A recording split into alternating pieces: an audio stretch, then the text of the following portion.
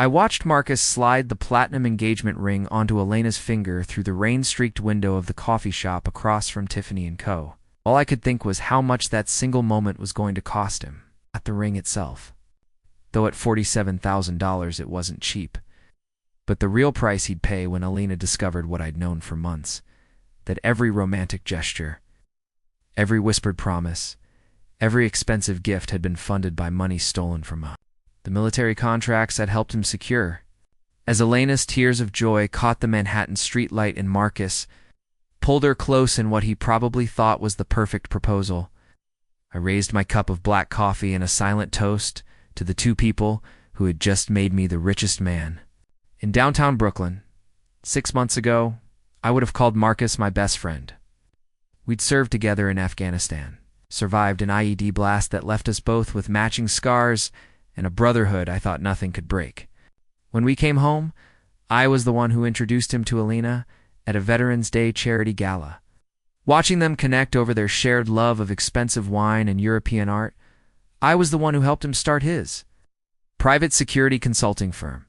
Using my contacts from 3 tours of duty to land him contracts with defense contractors who trusted my word, I was the one who vouched for his character when Elena's wealthy father, prominent Manhattan real estate developer, was considering Marcus for a lucrative protection detail for his properties. What I didn't know then was that Marcus had been watching me the entire time, learning my routines, memorizing my security clearances, and carefully documenting every connection I'd built during my 12 years in military intelligence. While I thought we were building something together, he was systematically positioning himself to replace me in every aspect of my life.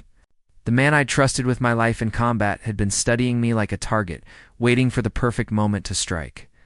Elena Martinez wasn't just any woman. She was the daughter of Vincent Martinez, who owned half the commercial real estate between Wall Street and the Brooklyn Bridge.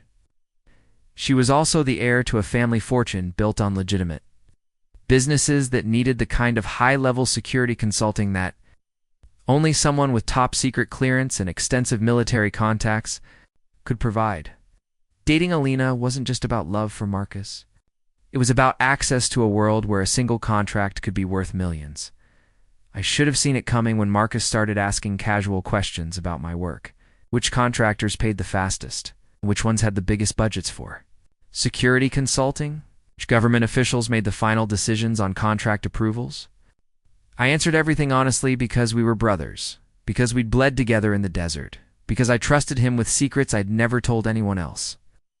Every piece of information I shared was another tool he'd used to destroy me. The first sign something was wrong came 3 weeks ago when I arrived at my office to find a federal investigator waiting in the lobby.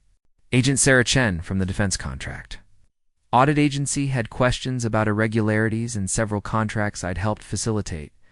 Specifically, she wanted to know why I'd recommended a security firm called Apex Strategic Solutions for 3 high-value government contracts worth a combined $8.2 million. The problem was, I'd never heard of Apex Strategic Solutions.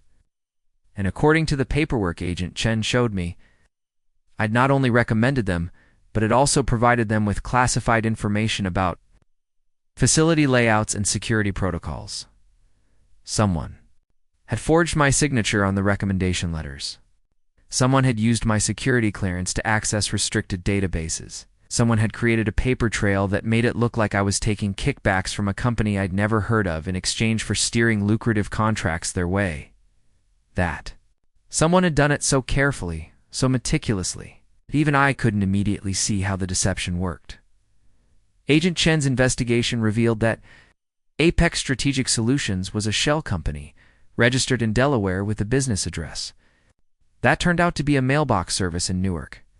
The company had existed for exactly 6 months, just long enough to bid on and win 3 major contracts before dissolving into thin air.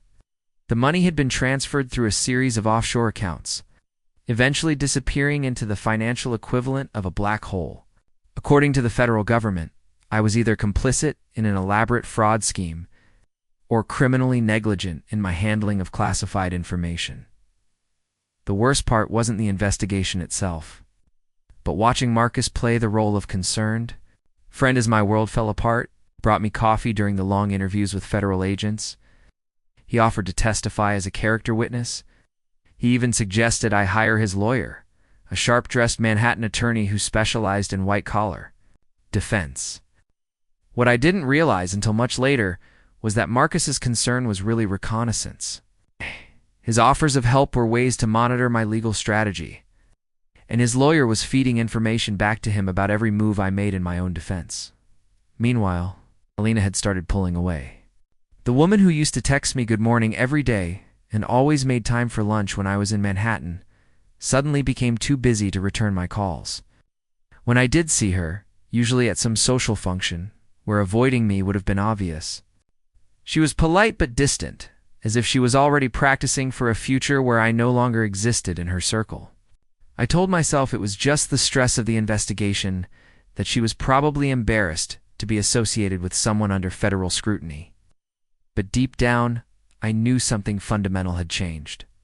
Marcus, on the other hand, seemed to have unlimited time for Elena. I started noticing them together at events where I wasn't invited, seeing photos on social media of dinners and gallery openings where they looked increasingly comfortable in each other's company. When I asked Marcus about it, he explained that he was providing emotional support during a difficult time, helping Elena process the fact that someone she trusted might be a criminal. He said it with such apparent sincerity that I actually thanked him for being there for her when I couldn't be.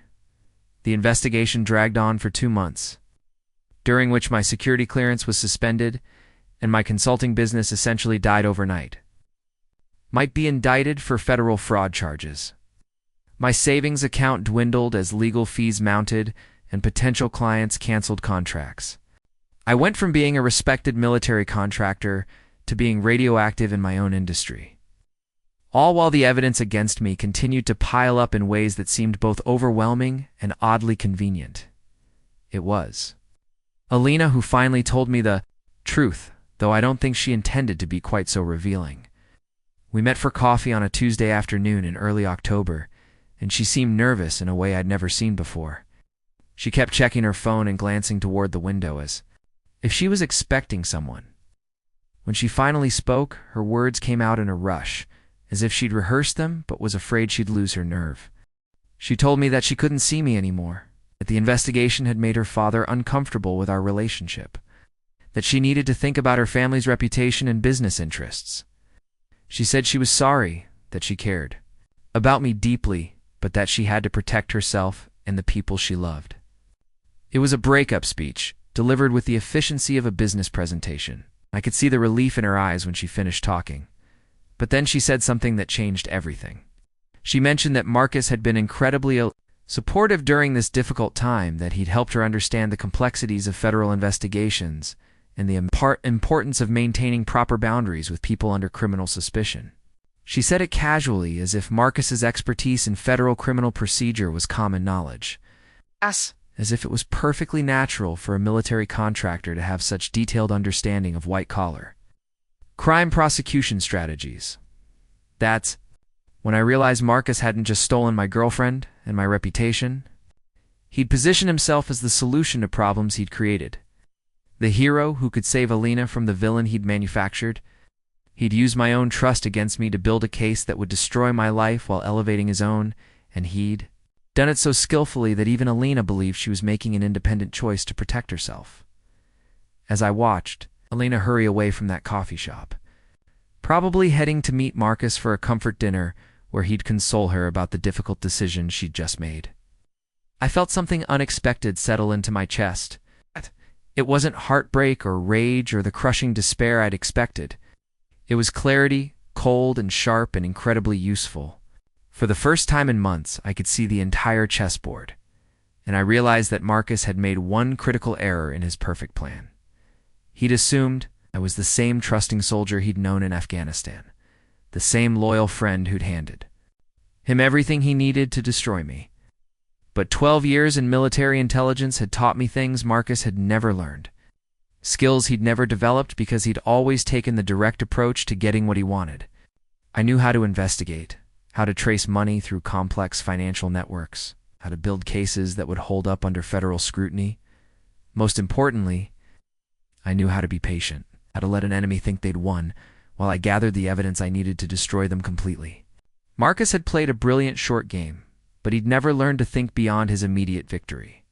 He'd never considered what would happen when someone with my training and clearance decided to investigate him with the same thoroughness he'd used to frame me. The rain was getting heavier as I sat in that coffee shop, watching Marcus and Elena celebrate their engagement across the street. They looked so happy, so perfectly matched, so blissfully unaware that their entire future was built on a foundation I was about to demolish. In my jacket pocket, my phone buzzed with a text message from my new lawyer, the one I'd hired without telling Marcus's attorney, the one who specialized in federal whistleblower protections and had connections throughout the Defense Department. Inspector General's office. The message was simple. We have everything we need. Ready to proceed when you give the word. I looked back across the street at the couple who thought they'd destroyed me, raised my coffee cup one more time in their direction, and typed back a single word. Proceed. The Martinez family fortune didn't start with real estate deals in Manhattan boardrooms. It began in 1987 when Vincent Martinez, fresh out of Columbia Business School, convinced the Department of Defense to let his fledgling construction company renovate barracks at Fort Hamilton in Brooklyn. That first contract, worth $300,000, taught Vincent something crucial about government work. The real money wasn't in building things, but in maintaining the relationships that kept the contracts flowing. By the time I met Elena at that Veterans Day gala, her father controlled a network of companies that had secured over $2 billion in federal contracts over 3 decades. Martinez Holdings didn't just build military housing and office complexes.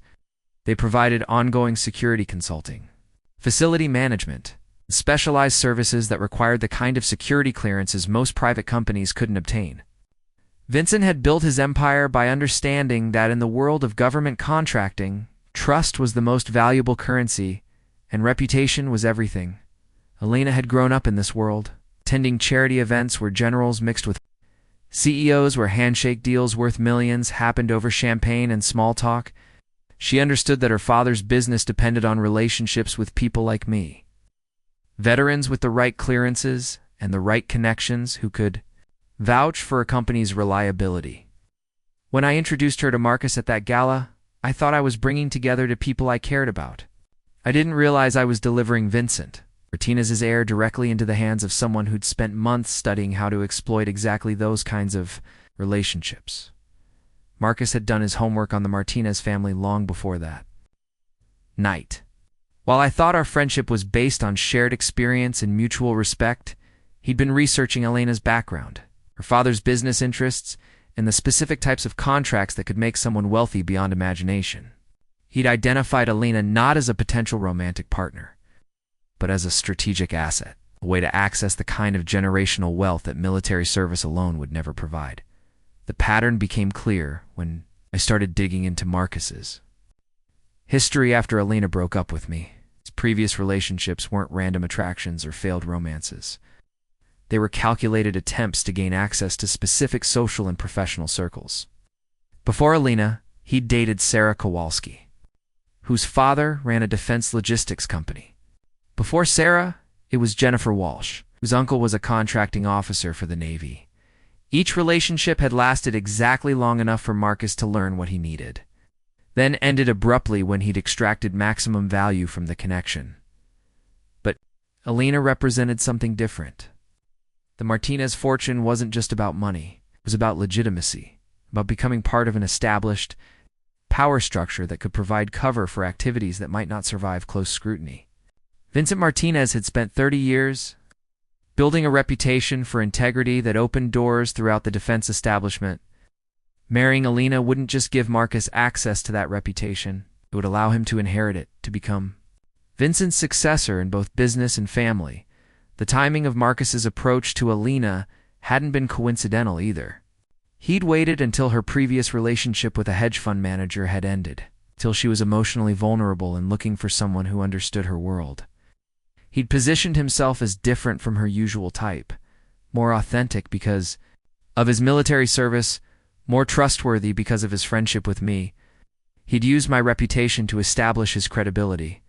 then leveraged that credibility to present himself as everything Elena had been missing in her privileged but sometimes shallow social circle.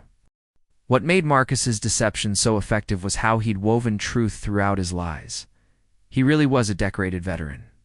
He really had served with distinction in Afghanistan.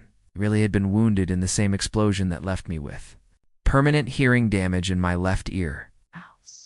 Those facts weren't fabricated. They were simply being repurposed as tools of manipulation rather than honest expressions of his character. The security consulting business he'd built using my contacts was legitimate too. At least on the surface, he'd hired competent people, delivered real services, and maintained professional standards that satisfied his clients. The problem wasn't that Marcus was incompetent. It was that he'd used the business as a front for activities that went far beyond normal consulting work.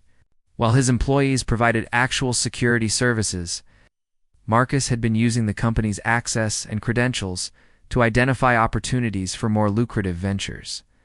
Those ventures included the systematic theft of classified information that he'd then sold to competitors, the creation of shell companies designed to win contracts through fraudulent bidding processes, and the development of a network of corrupt officials who could be bought or blackmailed into steering business toward his enterprises.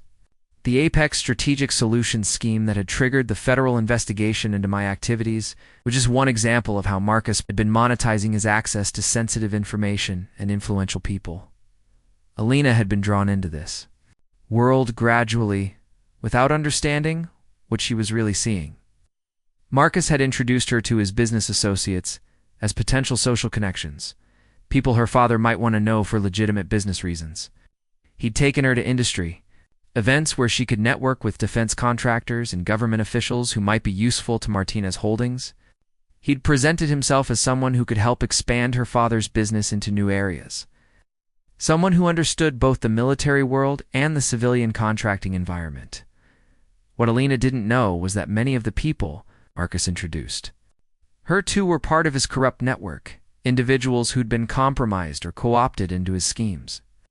The business opportunities he'd suggested to her father weren't legitimate expansions but carefully designed traps meant to implicate Martinez Holdings in illegal activities. Marcus's long-term plan wasn't just to marry into the Martinez fortune.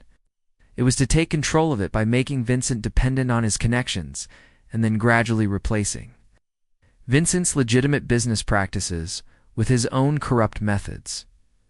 The federal investigation that had destroyed my reputation was meant to eliminate the one person who knew Marcus well enough to recognize his deception.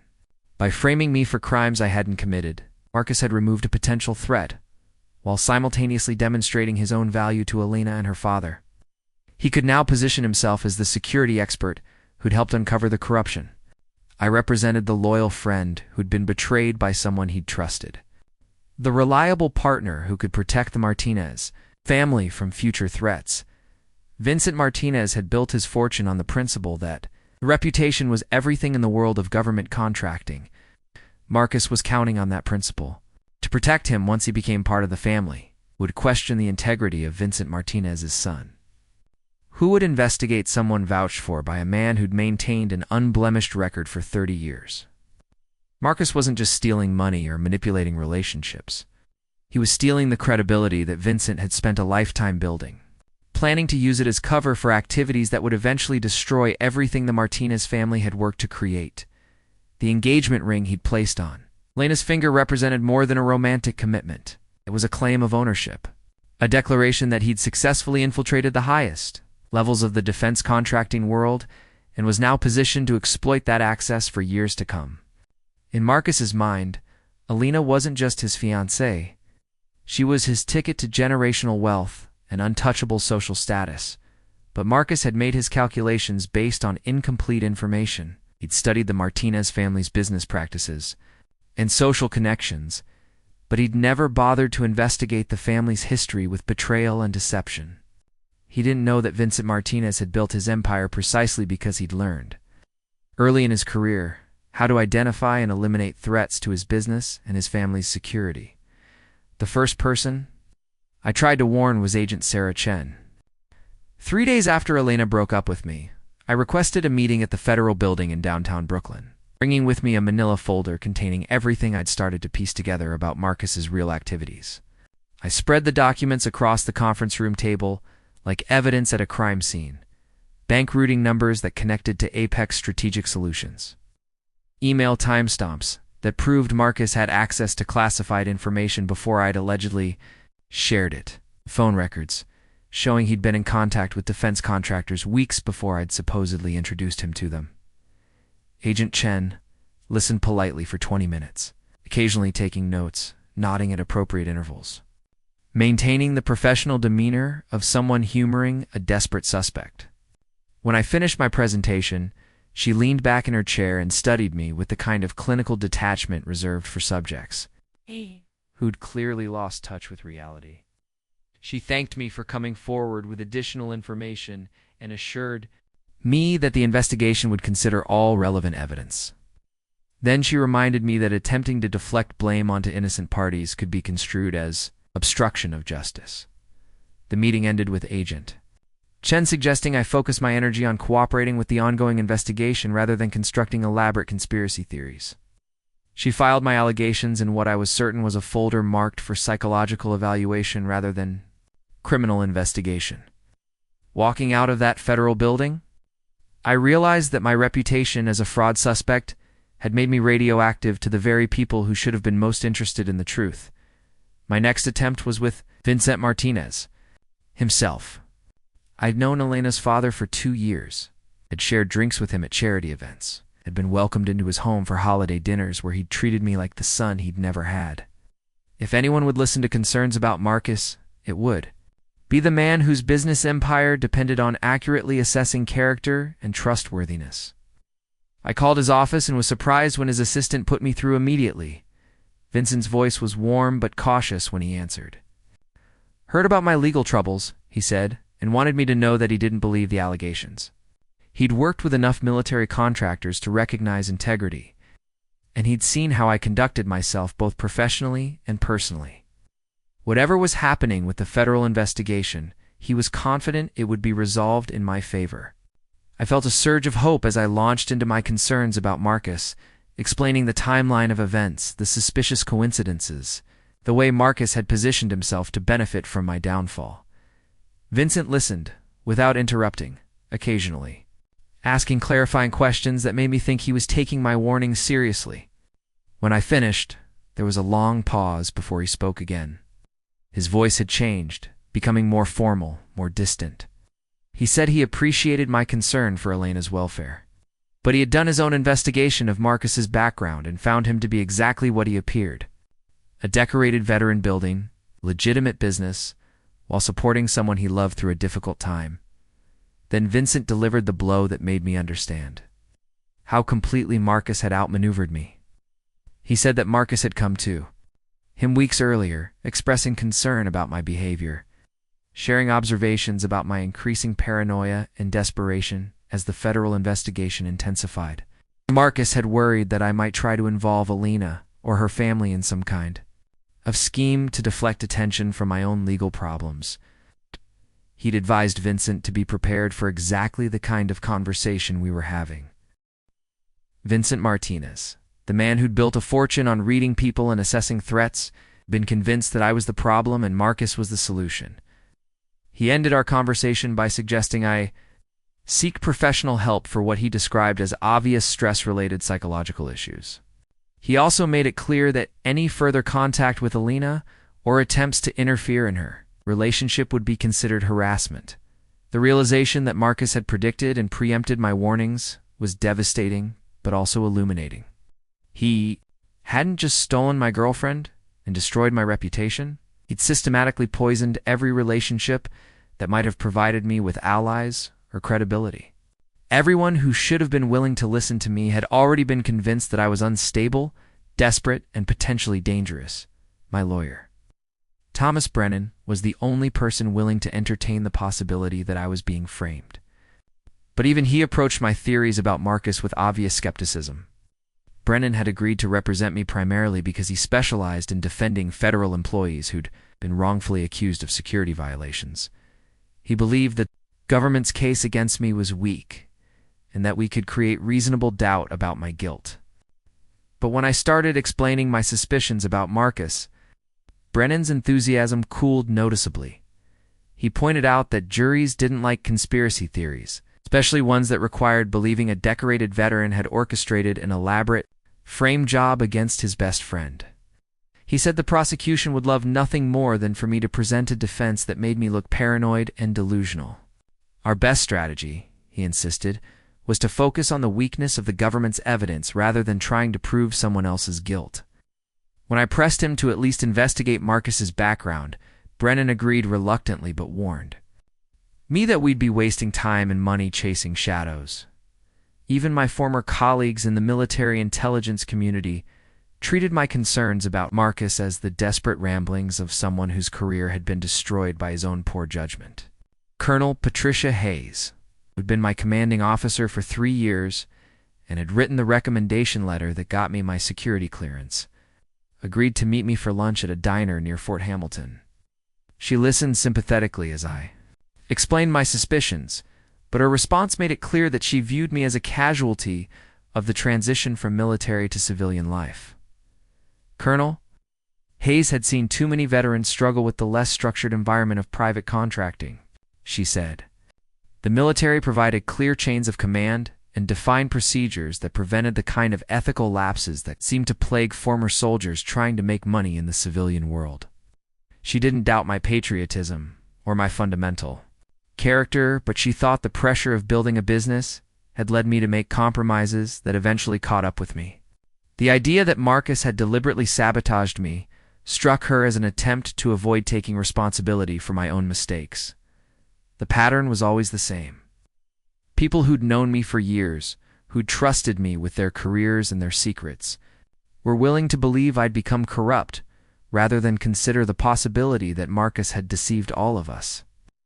His reputation as a war hero and his apparent devotion to Elena had made him unassailable in the eyes of everyone who mattered. My reputation as someone under federal investigation had made me a pariah whose word couldn't be trusted on any subject, especially one that seemed to serve my own interests. The final rejection came from Elena herself. Despite Vincent's warning about harassment, I sent her a single text message asking for 5 minutes to explain something important about Marcus. Her response arrived within minutes. She'd already blocked my number, but this message came through before the block took effect. She said that Marcus had warned her I might become obsessed with destroying their relationship, so that men sometimes became dangerous when they couldn't accept rejection, that she'd already spoken to a lawyer about obtaining a restraining order.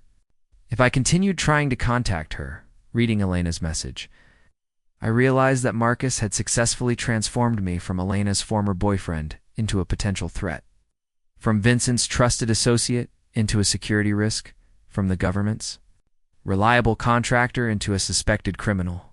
He'd isolated me so completely that every attempt to warn people about him only reinforced their belief that I was the problem they needed to protect themselves from. But Marcus's success in discrediting me had also revealed the scope of his planning and the depth of his deception. Someone who could manipulate so many people so effectively wasn't a simple opportunist. He was a sophisticated predator who'd been operating for much longer than I'd initially suspected. If I was going to stop him, I'd need to find evidence that didn't depend on anyone believing my word against his. The call came at 3 a.m. on a Thursday in late October. I'd been lying awake anyway, staring at the ceiling of my studio apartment in Red Hook, listening to the foghorns from the harbor and trying to piece together financial records that seemed to dissolve into smoke every time I thought I'd found a pattern. The number on my phone wasn't one I recognized, but something about the timing made me answer despite my better judgment. Jackson Reed. The voice was elderly, gravelly, with the careful pronunciation of someone who'd spent decades giving testimony under oath. This is General Theodore Wilkins, retired. I believe we need to talk. General Wilkins had been the commanding officer at Fort Bragg when Marcus and I were stationed there before our deployment to Afghanistan. He'd signed our transfer orders, approved our security clearances, and written the commendations that had shaped both our military careers. I hadn't spoken to him in 8 years, hadn't even known he was still alive. but his voice carried the same authority that had once made captains and colonels scramble to attention. "I've been following your situation," the general continued, without waiting for my response. "The federal investigation, the allegations, the way certain people have distanced themselves from you, it reminds me of something that happened in Germany. Back when Marcus was assigned to the 297th Military Intelligence Battalion. Before you two served together. Before anyone knew to watch him, the general suggested we meet at a veteran's cemetery. In Queens, a place where an old soldier could visit fallen comrades without attracting attention. He'd be there at dawn, he said, and I should come alone but bring whatever evidence I'd been collecting." Then he hung up without giving me a chance to ask questions, leaving me to wonder whether this was the breakthrough I'd been praying for or another trap designed to discredit me further. I drove through the empty streets of Brooklyn as the sun rose over Queens, my car loaded with boxes of documents, photographs, and financial records that represented months of obsessive investigation. The cemetery was a sea of white headstones stretching toward the horizon, broken by ancient oak trees that cast long shadows in the morning light. I found General Wilkins standing beside a grave-marked Staff Sergeant Michael Torres, 1979 to 2005. His weathered hands clasped behind his back in a posture I remembered from countless military ceremonies. Torres was Marcus's roommate in Germany, the general said without turning around. Good soldier, clean record. Engaged to a nurse from Frankfurt whose family had connections throughout the European pharmaceutical industry. Marcus befriended him, learned his routines, discovered his weaknesses. Torres liked to gamble, small, stakes mostly, but Marcus helped him find higher stakes games with more sophisticated players. The story that emerged as we walked among the headstones was a blueprint for everything Marcus had done to me, but refined through years of practice. Torres had gotten into debt with the wrong people in Frankfurt, people who demanded payment in information rather than money. Marcus had offered to help by using his position in military intelligence to access databases that contained details about NATO supply routes and security protocols. The plan was to steal small amounts of information. Nothing that would be missed, just enough to pay off Torres's gambling debts and get him out of trouble. Torres thought he was saving his own life, General Wilkins continued. Stopping beside a bench where we could see anyone approaching from any direction. What he didn't know was that Marcus had introduced him to those sophisticated gamblers. In the first place, I'd encouraged him to bet more than he could afford. I'd even arranged for him to win big in the beginning so he'd keep playing when the losses started mounting. The scheme had worked perfectly until Torres discovered that the information he'd been stealing was being sold to arms dealers and terrorist organizations, rather than simply used to satisfy gambling debts. When Torres threatened to expose the operation, he died in what appeared to be a training accident during a night exercise. A mechanical failure had caused his parachute to malfunction during a routine jump. The investigation had found no evidence of sabotage, no witnesses to suspicious activity, no reason to suspect anything other than tragic mechanical failure. Marcus was the one who reported the accident, General Wilkins said, his voice heavy with the weight of old regrets. He was also the one who organized the memorial service, who comforted Torres's fiancée, who helped her navigate the military bureaucracy to claim survivor benefits. Yes. Everyone praised him for his loyalty to a fallen comrade. No one thought to investigate whether that loyalty might be covering something darker. The general had suspected Marcus but had no proof. There's no evidence that would survive military investigation. There's no way to pursue justice without destroying the careers of innocent people who'd been caught up in Marcus's web of deception. He'd transferred Marcus to a different unit, had made sure he was deployed to Afghanistan where his activities could be more closely monitored, had hoped that time and distance would prevent further damage. I thought I'd contained him, General Wilkins admitted, finally sitting down on the bench and looking directly at me for the first time. But containment isn't justice, and it certainly isn't prevention. Marcus learned from Germany that he needed to be more careful, more patient, more thorough in covering his tracks. What happened to you isn't an escalation of his criminal behavior. It's the perfection of techniques he's been developing for over a decade. The general reached into his jacket and pulled out a thick manila envelope. Inside were copies of classified documents that officially didn't exist, psychiatric evaluations that questioned Marcus's fitness for duty, financial records that showed unexplained income during his time in Germany, witness statements from soldiers who'd observed suspicious behavior but had been discouraged from filing formal complaints.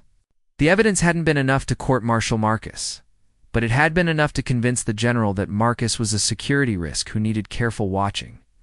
The military protects its own, sometimes to a fault, General Wilkins said as, I studied the documents. Couldn't prove Marcus killed Torres. Couldn't even prove Torres was murdered rather than killed by mechanical failure.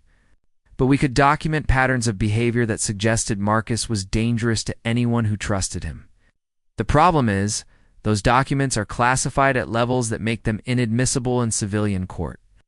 The general had followed Marcus's civilian career from a distance, had watched him build his security consulting business and his relationship with Elena Martinez. He'd recognized the same patterns that had led to Torres's death, the careful cultivation of trust, the systematic exploitation of relationships, the gradual isolation of anyone who might pose a threat to Marcus's plans. When the federal investigation into my activities had made headlines, General Wilkins had realized that Marcus had found a new victim. The difference this time is that you're not isolated on a military base in Germany, the general said, standing up and preparing to leave. You have resources Marcus doesn't know about, connections he can't control, access to information he thinks is safely buried in classified files. You also have something Torres never had. Advance warning about what Marcus is capable of, General. Wilkins handed me a business card with nothing on it except a phone number written in pencil. He said the number connected to a secure line monitored by people who understood the difference between justice and revenge. People who'd been watching Marcus for years and waiting for the right opportunity to bring him down. He suggested I call within 24 hours and be prepared to commit fully to whatever plan they've proposed. Marcus thinks he's smarter than everyone around him, the general said as he walked away.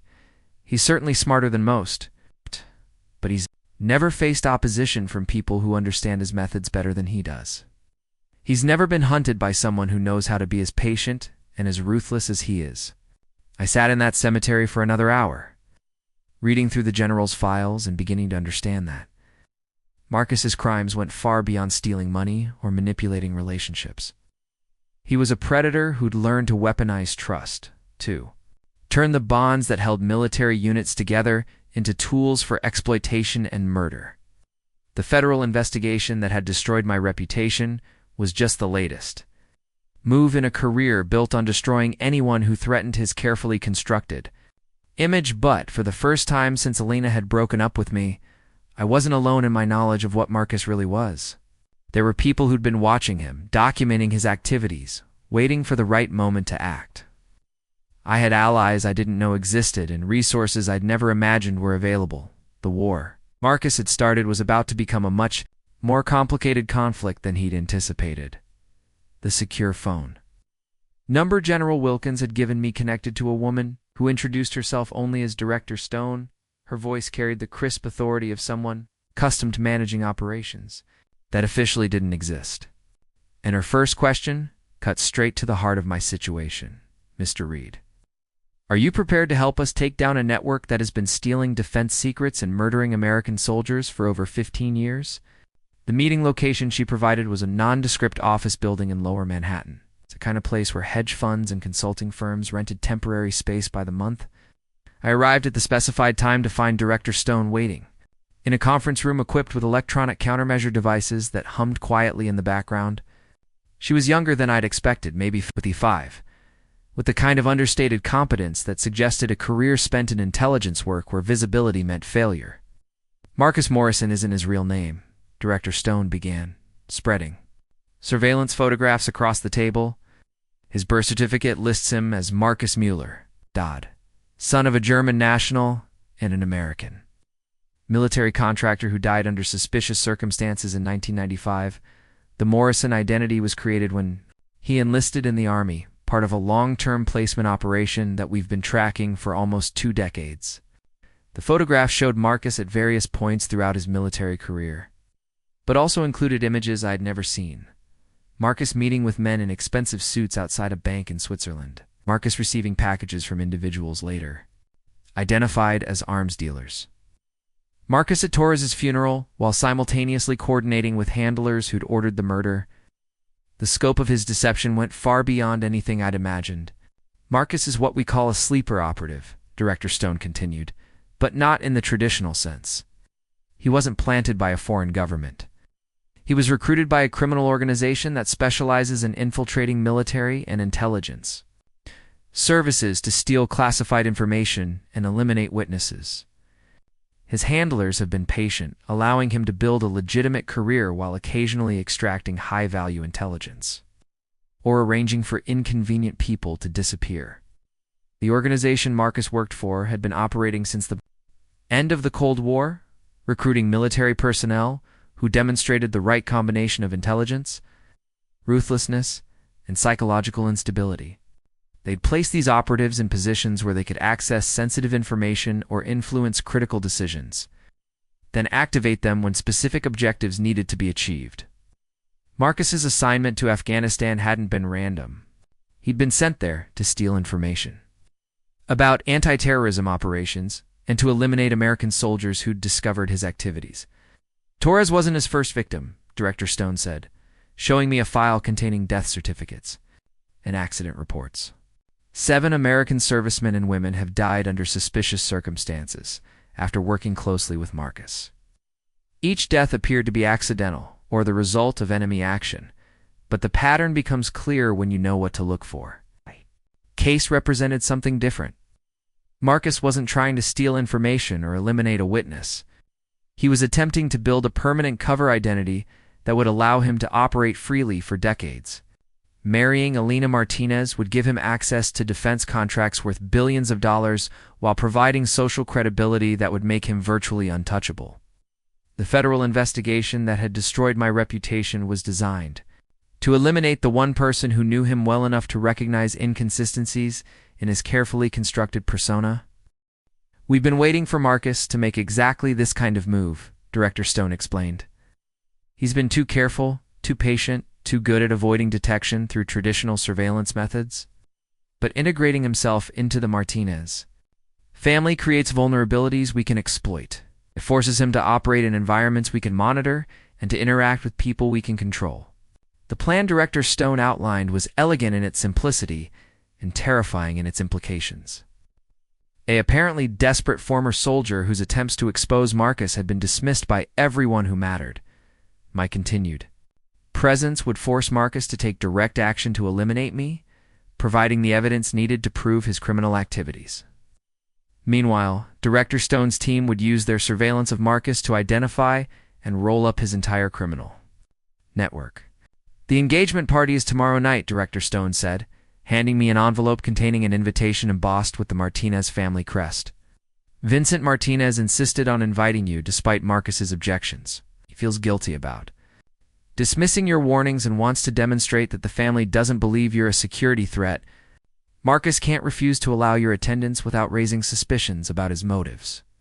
The invitation represented the perfect opportunity to force Marcus into a corner. Surrounded by Elena's family and friends, with dozens of witnesses and multiple security cameras recording every interaction, Marcus would be under enormous pressure to maintain his facade of reasonable concern about my mental state.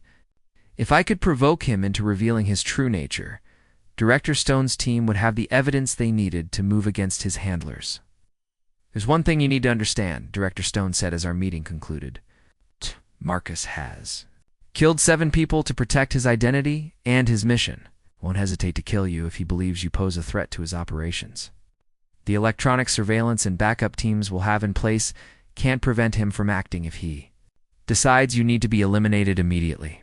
I left that meeting knowing that the next 24 hours would determine whether I'd finally get justice for Torres and the other soldiers Marcus had murdered, or whether I'd become the 8th victim of a predator who'd been perfecting his techniques for over a decade.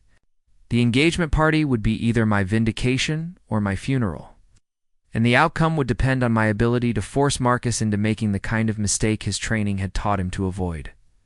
The timer had started again. Ow. But this time I knew exactly what I was counting down to. The moment when Marcus Morrison would finally face consequences for a career built on betrayal and murder. Tomorrow night, in front of Elena and her family, surrounded by the wealth and respectability he'd worked so hard to claim, Marcus would discover that some debts can never be paid.